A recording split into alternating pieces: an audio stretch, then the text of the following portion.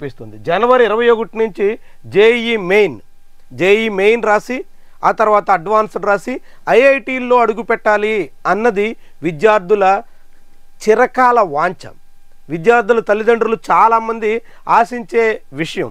అలాంటి వాళ్ళందరికీ సంబంధించిన కీలక ఘట్టానికి తెర లేచింది. జేఈఈ మెయిన్కి సంబంధించి ఈ నెల నుంచే అప్లికేషన్లు స్వీకరిస్తామని ఎన్టీఏ అధికారికంగా వెల్లడించింది. ఫస్ట్ సెషన్ జనవరి 21 నుంచి నిర్వహించబోతున్నారు. జనవరిలో ఫస్ట్ సెషన్, ఏప్రిల్లో సెకండ్ సెషన్ ఉంటుంది. ఈ రెండు సెషన్లో ఏ సెషన్లో మంచి స్కోర్ వస్తే దాన్ని పరిగణలో తీసుకుని ఆ టాప్ 2.5 లక్షల మందిని జేఈఈ అడ్వాన్స్డ్కి క్వాలిఫై చేస్తారు. జేఈఈ అడ్వాన్స్డ్లో వచ్చే ర్యాంక్స్ని బట్టి వాళ్ళకు ఐఐటీల్లో ప్రయారిటీ వారీగా సీట్లు ఇస్తారు. ఇక ఐఐటీతో పాటు జేఈఈ మెయిన్స్లో వచ్చే ర్యాంక్ని బట్టి ఎన్ఐటీల్లో సీట్లు వస్తాయి.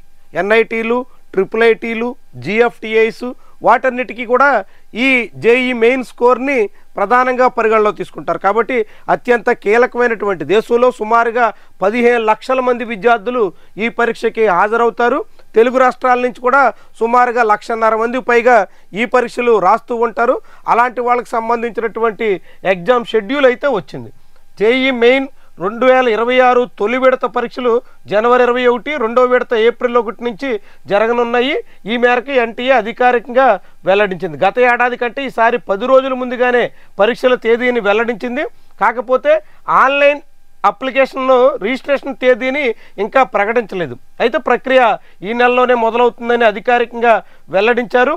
రెండో విడత పరీక్షలకు జనవరి చివరి వారం నుంచి దరఖాస్తుల స్వీకరణ మొదలవుతుందని ఎన్టీఏ తెలిపింది. మొత్తంగా ఈ దాదాపు 14 లక్షల మంది లాస్ట్ ఇయర్ అప్లై చేశారు. అందులో తెలుగు రాష్ట్రాల నుంచి సుమారు 1,50,000 మంది ఉన్నారు అన్నట్టుగా తెలియజేశారు. దాంతోపాటు పరీక్షలు నిర్వహించే పట్టణాల సంఖ్య పెంచుతాము. పరీక్షా కేంద్రాలు చాలామంది విద్యార్థులకి దూర ప్రాంతాల్లో పరీక్షా కేంద్రాలు రావడం వల్ల అనేక రకాల సమస్యలు ఉత్పన్నమవుతున్నాయి. అలాంటి వాళ్ళ సమస్యల్ని గమనంలో ఉంచుకుని పరీక్షా కేంద్రాల దూరాన్ని తగ్గించే నిమిత్తం ఎక్కువ పరీక్షా కేంద్రాల నిర్వహణ కోసం ప్రయత్నం చేస్తున్న ఎన్టీఏ వెల్లడించింది.